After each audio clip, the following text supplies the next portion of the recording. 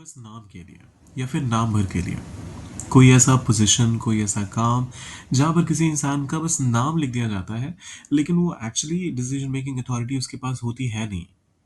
मैं यहाँ पर किसी पॉलिटिशियन की बात नहीं कर रहा। इन जनरल अगर आपको ये समझना है कि इसे इंग्लिश में क्या कहते हैं, तो आइए सीखते हैं क्या कहेंगे इसे। शुरुआत करने से पहले अगर आप चैनल पर नए हैं तो सब्सक्राइब करने के साथ शुरू कीजिएगा, क्योंकि हम आपकी लर्निंग जर्नी के कंपेनियन बनना चाहते हैं। आपके एक हेल्पफुल गाइड के तौर पे आपके साथ रहना चाहते हैं। करते हैं शुरुआत। नाम भर के लिए तो इसे कहेंगे आप इन name only. Only in the name ये मत कहिएगा, उसका कुछ और मतलब निकल आएगा।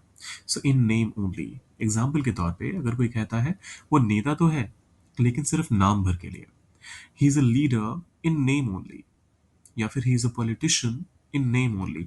नेता का दो मतलब होता है, एक लीडर इन ट्रू सेंस या फिर दूसरा हो सकता है पॉलिटिशियन। सो दोनों के केस में आप कह सकते हैं he is a leader in name only.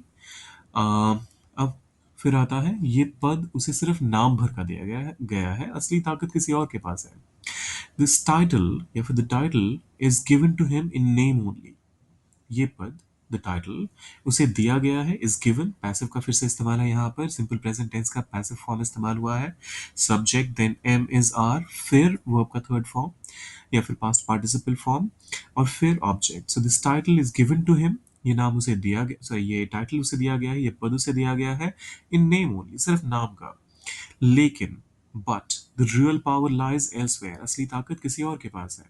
The real power lies elsewhere. फिर आता है ये संगठन अब सिर्फ नाम भर का रह गया है।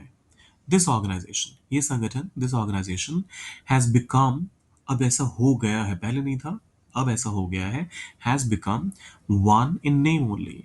This organisation has become one in name only. अब ये आखिरी वाला आपके लिए है। क्या यह साझेदारी सिर्फ नाम भर की है? कैसे ट्रांसलेट करेंगे इसे? क्या यह साझेदारी सिर्फ नाम भर की है? ट्रांसलेट कीजिए इसे और डालिए कमेंट बॉक्स में। जाने से पहले सब्सक्राइब, लाइक और शेयर करके जाइए। मिलते हैं जल्दी।